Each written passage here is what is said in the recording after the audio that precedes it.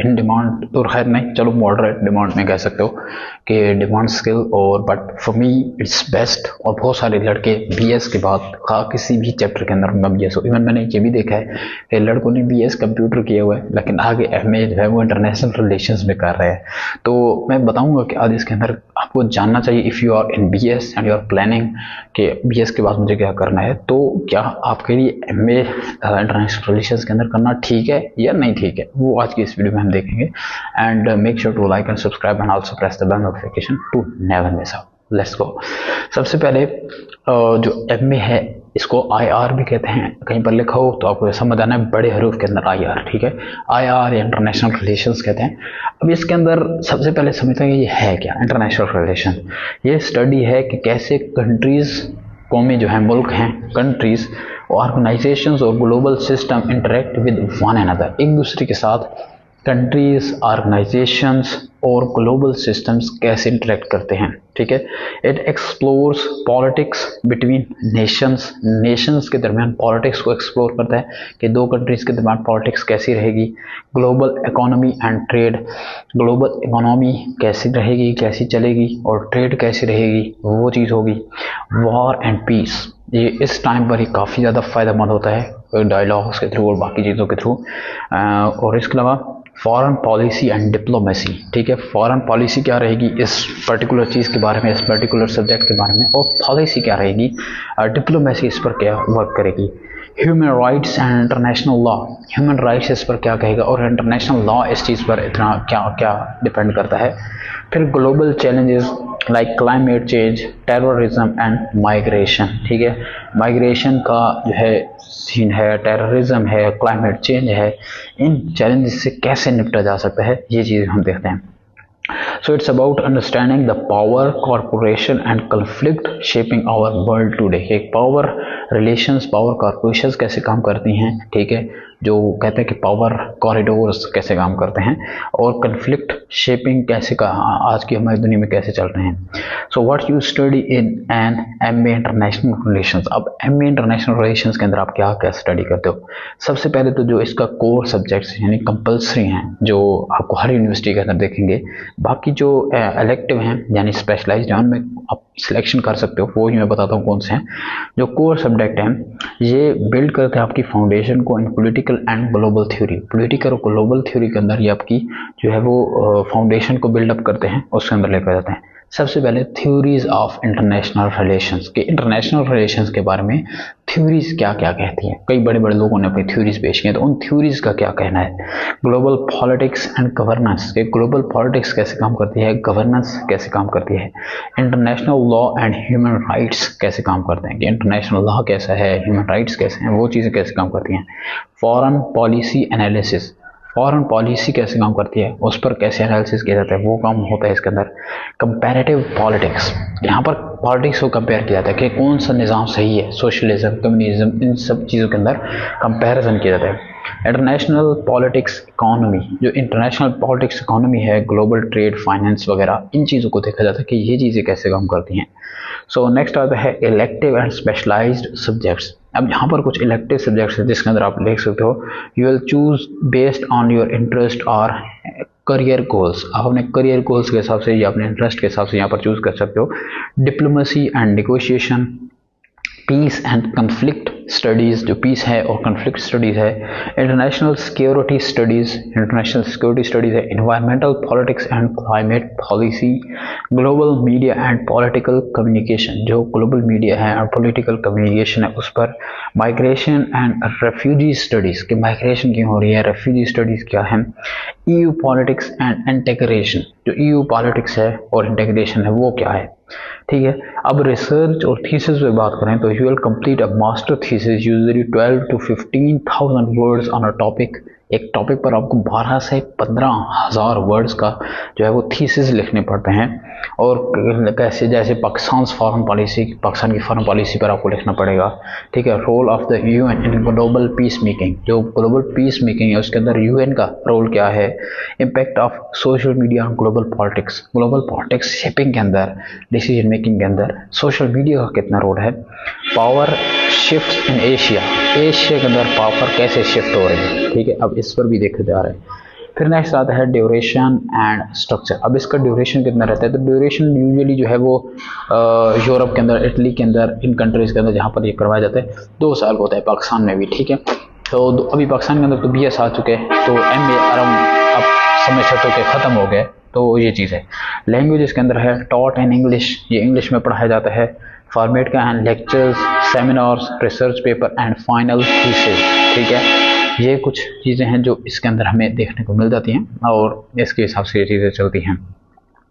So what skill you gain, अब इसको करते हुए आप क्या क्या कौन कौन सी स्किल्स जो हैं वो गेन करोगे। सबसे पहले by the end of your MA IR you will develop analytical thinking.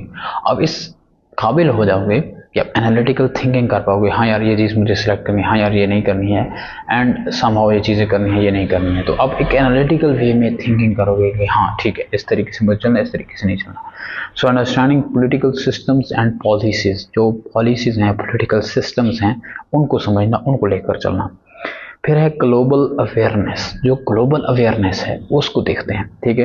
यानी knowledge of how world institutions operate, कैसे वर्ल्ड इंस्टीट्यूशंस जो है वो ऑपरेट करते हैं, इस चीज़ को देखना ग्लोबल अवेयरनेस के अंदर, ठीक है। एनालिटिकल थिंकिंग हमने देख ली, ग्लोबल अवेयरनेस को हम देखते हैं यहाँ पर, which is on second one and we see it on. तो यानी दुनिया को इससे क्या फ़ायदा होगा कि दुनिया जो है वो इंस्टीट्यूशंस ऑपरेट कैसे करते हैं, NGOs कैसे ऑपरेट करते हैं, सलामती कौंसिल हो गई, UN सिक्योरिटी काउंसिल हो गई, जो है वो UNRWA हो गई, अभी उसका काफ़ी बेस्ट रोल रहा है गाज़ा के अंदर, बाकी जगहों पर काफ़ी बेहतर वर्क करती है। इसके अलावा जो UNDP मिशंस हैं, यूनाइटेड नेशन डेवलपमेंट प्रोग्राम्स हो गए, बाकी जितने प्रोग्राम्स हैं उनका क्या काम है, कैसे काम करते हैं एंड कैसे वो चीज़ों को लेकर चलते हैं। तो ये one of the best thing है। Knowledge of how world institutions operate, research and writing पर बात करें तो ability to write policy papers and analytical reports, policy papers लिखना और एनालिटिकल रिपोर्ट्स लिखना, ये भी इसके अंदर आ जाता है रिसर्च और राइटिंग के अंदर, ठीक है। फिर आता है कम्युनिकेशन स्किल्स, कम्युनिकेशन स्किल्स भी इसके अंदर काफ़ी आ जाती हैं कि expressive ideas clearly in debates and negotiation, debates और नेगोशिएशंस के अंदर अपने आइडियाज़ को क्लियरली मेंशन करना, वो भी यहाँ पर आ जाता है। Diplomatic mindset, how to handle conflict, persuasion and cooperation, के कन्फ्लिक्ट है उन कन्फ्लिक्ट को कैसे हैंडल करना है, परसुएट कैसे करना है, कोऑपरेशन पर कैसे करनी है, ये चीज़ हम देखते हैं यहाँ पर हाउ टू हैंडल कन्फ्लिक्ट के अंदर। So these skills are transferable which means they can be used in journalism, business, policy और एजुकेशन एज वेल। तो ये किसी और चीज़ में भी यूज़ हो सकते हैं, यानी बिजनेस, पॉलिसी या एजुकेशन फील्ड के अंदर भी आप इनको यूज़ कर सकते हो। तो ये ट्रांसफरेबल हैं। ये स्किल्स अगर आपको आ गई, यानी एनालिटिकल थिंकिंग आ गई, तो जाहिर सी बात आप किसी भी फील्ड के बारे में सोच सकते हो। ग्लोबल अवेयरनेस आ गई, आपको पता होगा किस कंट्री का किसके साथ झमेला चल रहा है, वो भी काफ़ी बेस्ट है। रिसर्च और राइटिंग पर आपको काफ़ी आ जाएगी, आप पॉलिसी पेपर्स लिख सकते हो, आर्टिकल्स वगैरह लिख सकते हो। कम्युनिकेशन स्किल्स आपकी बेहतर हो जाएंगी, आप डिप्लोमेटिक माइंडसेट आपका हो जाएगा, ठीक है। आपको पता होगा कि इस चीज़ का तोड़ क्या है, इस चीज़ का कैसे करना है, वो आपको पता होगा। अब मोस्ट इम्पॉर्टेंट थिंग कि कैरियर अपॉर्चुनिटीज़ इसके अंदर क्या क्या हैं आफ्टर MA इंटरनेशनल रिलेशंस के अंदर अगर हम जाएं, अगर हम स्टार्ट करें MA इंटरनेशनल रिलेशंस के अंदर, तो इसके अंदर कैरियर अपॉर्चुनिटीज़ क्या क्या रहेंगी और कैसे कैसे ये काम करेंगे। सबसे पहले गवर्नमेंट डिप्लोमेटिक सेक्टर्स, कुछ जो गवर्नमेंट और डिप्लोमेटिक सेक्टर्स हैं उनके अंदर अगर आप जाओ तो वहाँ पर डिप्लोमेटिक सर्विसेज, फॉरेन ऑफिस के अंदर काम मिलता है, ठीक है। एम्बेसीज के अंदर, फॉरेन ऑफिस, वजारत खारजा जिसे हम कहते हैं, ministry of foreign affairs, MOFA, इसके अंदर आपको जॉब्स मिलने हैं, पॉलिसी मेकिंग और बाकी चीज़ों के अंदर काफ़ी बेस्ट ऑप्शन रहेगा। Ministry of foreign affairs, embassy and counsellor roles, जो एम्बेसी में आप काउंसलर रोल्स बन सकते हो, एम्बेसडर बन सकते हो अगर आपकी अप्रोच अच्छी हो रही है, ठीक है, सियासत वगैरह में आ जाओ तो। फिर इंटरनेशनल पॉलिसी एडवाइज़र के तौर पर भी आप काम कर सकते हो, या पाकिस्तान के वज़ीर ख़ारजा के साथ आप सेक्रेटरी भी लग सकते हो, वो आपकी किस्मत है, या खुद आप वज़ीर ख़ारजा भी लग सकते हो, वो आप पर डिपेंड है, ओके। फिर आता है इंटरनेशनल ऑर्गेनाइजेशन, अगर आपको मुल्क में काम नहीं करना, आप चाहते हो कि हम इंटरनेशनल लेवल पर रिप्रेजेंटेशन करो पाकिस्तान की, तो यहाँ पर है यूनाइटेड नेशन के प्रोग्राम्स हैं, बहुत सारे हैं, यूनेस्को है, UNDP है, वर्ल्ड बैंक है, IMF है, EU है, NATO है, इनके अंदर आप किसी में भी काम कर सकते हो और यहाँ पर काइंड ऑफ काफ़ी अच्छी अपॉर्चुनिटीज़ मिल जाती हैं। Positions, project officer, policy analyst, research associate, यहाँ पर काफ़ी अच्छे से हमें देखने को मिल जाते हैं। अब आते हैं नॉन गवर्नमेंटल ऑर्गेनाइजेशंस, कुछ NGOs हैं जो उनसे हट के, यूएन वगैरह से हट के भी काम देती हैं, जैसे ह्यूमन राइट्स ऑर्गेनाइजेशन है, रेड क्रॉस हो गई यार, इसके अलावा एमनेस्टी इंटरनेशनल हो गई। इस किस्म की रोल्स आपको काफ़ी बेहतर तरीके से देखने को मिलेंगे। Humanitarian agencies e g. Red Cross, Amnesty International, हाँ रेड क्रॉस को मैं भूल गया था, वो भी है, ठीक है। फिर है रोल्स की अगर बात करें, programme coordinator, research analyst, advocacy officer, इनके अंदर आप जा सकते हो, यानी प्रोग्राम कोऑर्डिनेट कर सकते हो, रिसर्च कर सकते हो रिसर्च एनालिस्ट के तौर पर, एडवोकेसी ऑफिसर, कोई एडवोकेट कर सकते हो किसी काम को। अब नेक्स्ट जो फील्ड है वो मेरी वन ऑफ द मोस्ट बेहतर फील्ड है, वो मीडिया एंड जर्नलिज्म है, जिसमें पॉलिटिकल एनालिस्ट, फॉरेन कोरेस्पोंडेंट के तौर पर आप काम कर सकते हो, एंड जर्नलिस्ट और editor for international affairs, journalist या एडिटर के तौर पर काम कर सकते हो, ठीक है। यहाँ पर ये चीज़ हमें देखने मिल जाती है। फिर आते हैं प्राइवेट सेक्टर्स और रिसर्च के अंदर अगर आप जाओ तो पॉलिसी थिंक टैंक्स जो हैं वो काफ़ी अच्छे से काम करते हैं, आप उनके अंदर काम कर सकते हो। कंसल्टेंसी फर्म्स होती हैं, उनके अंदर आप काम कर सकते हो, जो गवर्नमेंट्स को, एनजीओज वगैरह को कंसल्टेंसी देती हैं, आप उनके साथ काम कर सकते हो। International business and trade organisations के साथ काम कर सकते हो। अब एकेडेमिया के अंदर बात करो तो ये भी मेरा one of the most favourite area है। टीचिंग के अंदर आप जा सकते हो, जो कि मेरी I think one of the best तमन्ना है, ठीक है। Political science, international relations study के अंदर आप जा सकते हो।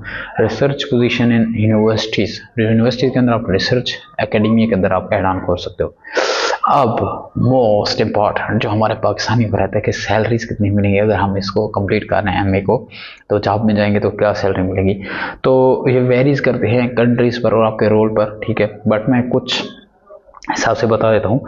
अगर आप इटली एंड ईयू कंट्रीज़ को टारगेट करो तो यहाँ पर आपको 25,000 यूरो से 35,000 यूरो पर ईयर देखने को मिलेंगे, और ये बनते हैं तकरीबन 2,000 टू 2,500 यूरो पर मंथ, ठीक है। 2,2500 यूरो पर मंथ के हिसाब से, और 25,000 से 35,000 यूरो पर ईयर आपको देखने को मिलेंगे यहाँ पर। अगर आप यहाँ पर एंट्री लेवल की मैं बात कर रहा हूँ, ठीक है, यानी अगर आप starting as a beginner start करते हो तो। मिडिल ईस्ट में आप जाओ तो यहाँ पर थोड़ा सा ज़्यादा रहेगा, 30,000 टू 45,000 डॉलर पर ईयर के हिसाब से। तो यूएन और ग्लोबल ऑर्गेनाइजेशन, डेफिनेटली अगर आप वहाँ जाओगे यूएन ग्लोबल ऑर्गेनाइजेशन में, तो वहाँ पर 45,000 से 80,000 डॉलर पर ईयर के हिसाब से आपको देखने को मिलेगा। अगर आप पाकिस्तान के अंदर आओ तो यहाँ पर काइंड ऑफ थोड़ा कम रहेगा, बट स्टिल पाकिस्तान अपना मुल्क किया तो आप कह सकते हो कि 10 लाख से 25 लाख के अराउंड आपको पर मंथ के हिसाब से भी आप कमा सकते हो, ठीक है। और 1 लाख से 2.5 लाख पर मंथ, 1 लाख से 2.5 लाख पर मंथ आप कमा सकते हो यहाँ पर। ये थोड़ा सा कम है, मतलब फिगरेटिव मैं बता रहा हूँ, बट फिर भी एक काइंड ऑफ कैलकुलेटेड है कि 1 लाख से 25 लाख तक आप पाकिस्तान के अंदर अगर कमा रहे हो तो ये कोई कम अमाउंट नहीं है, ठीक है। अब आते हैं advantages of M international relation. अब इसके कुछ एडवांटेजेस पर अगर बात करें तो सबसे पहले आपको ग्लोबल एक्सपोजर मिलता है, आपको घूमना फिरना बड़ा मिलता है, सच्ची बात है। आप घूमते फिरते हो, कंट्रीज जाते हो, वहाँ पर इंटरनेशनल ऑर्गेनाइजेशन के अंदर तो आप उनके वर्ल्ड पॉलिटिक्स और कल्चर को समझते हो, इनका कल्चर क्या है, ये मुल्क है, इसने कैसे तरक्की की है, इसका कल्चर क्या है, आपको कल्चर सीखने का मौका मिलता है। और बिलीव मी, मेरा यही मोटिव है, मैं चाहता हूं कि मैं इस फील्ड के अंदर से जाऊं ताकि मैं पूरा यूरोप घूमूं, उसको स्टडी करूं, उस कल्चर को देखूं, अमेरिका को देखूं, जो है वो और कंट्रीज ऐसी देखूं, ठीक है। अफ्रीका में जाऊं, यूरोप में, मिडिल ईस्ट में जाऊं, ठीक है। इन कंट्रीज़ को मैं अच्छे से टारगेट करूं, उन कंट्रीज़ को देखूं। फिर प्रेस्टिजियस फील्ड है ये, एक kind of diplomacy, UN and government jobs और रिस्पेक्टेड, इसके अंदर आपको देखने मिल जाती हैं। Connects politics, economics, media and law, ये कनेक्ट करती है पॉलिटिक्स को, इकोनॉमिक्स को, मीडिया को और लॉ को। Good for future studies, strong base if you want to pursue a PhD और सिविल सर्विसेज के अंदर अगर आप जाना चाहते हो, लेकिन बाहर कंट्री में तो ऐसा नहीं हो पाएगा। Useful for public speaking and policy research, enhance confidence and analytical writing और इनहेंस कॉन्फिडेंस के अंदर ये काफ़ी ज़्यादा बेस्ट रहेगी, आपको ये स्किल्स इसके अंदर आ जाएंगे। अब last but not the least thing, इसके अंदर कुछ चैलेंजेस भी हैं जो कि आपको देखने पड़ेंगे कि यार ये चैलेंजेस हैं and I need to figure it out. तो सबसे पहले तो ये कम्पिटेटिव जॉब मार्केट है, जॉब्स इतनी अच्छे से जल्दी से नहीं मिलती हैं, ये चीज़ आपको याद रखनी है। थ्योरेटिकल कोर्स वर्क है, यानी आपको रीड करना पड़ेगा, राइट और डॉट करना पड़ेगा, एक प्रैक्टिकल या टेक्निकल प्रोग्राम नहीं है। प्रैक्टिकल इन द सेंस कि आपको कहीं कंट्रीज किसी में भेजा जा सकता है, बट इसमें ज़्यादा भी नहीं है प्रैक्टिकल। तो थ्योरेटिकल बेस है तो आपको याद बहुत ज़्यादा कुछ करना पड़ेगा। फ्यूर प्राइवेट जॉब्स हैं इसके अंदर, most opportunities are in government, NGOs और अकेडेमिया। तो यहाँ पर हो सकता है need for strong communication skills, यहाँ पर जो कम्युनिकेशन स्किल्स हैं वो स्ट्रॉन्ग चाहिए, एवरेज वाला तो चल ही नहीं सकता यहाँ पर। Ideal type of student for MAR, जिनकी degree is great for you if you are interested in politics, central affairs, ठीक है, करंट अफेयर्स और वर्ल्ड इश्यूज, इनके अंदर अगर आप इंटरेस्टेड हो तो ये आपके लिए बेस्ट है। Enjoy research analysis and writing, research analysis और राइटिंग को अंदर करते हो। और इसके अलावा ambitious to work in policy, education, diplomacy और NGOs, patience and persistent since IR career take time to grow, ठीक है। तो but it's not ideal if you want a quick hyping job immediately after graduation, तो ये नहीं होएगा। Prefer technical business or marketing roles, don't enjoy reading, research or writing heavy courses, ठीक है, ये चीज़ आपको देखनी है। सो ये कुछ चीज़ें हैं, काम करते रहोगे तो इंशाल्लाह मिल भी जाएंगी। तो अगली वीडियो मिलते हैं किसी इंटरेस्टिंग टॉपिक के साथ। थैंक्स।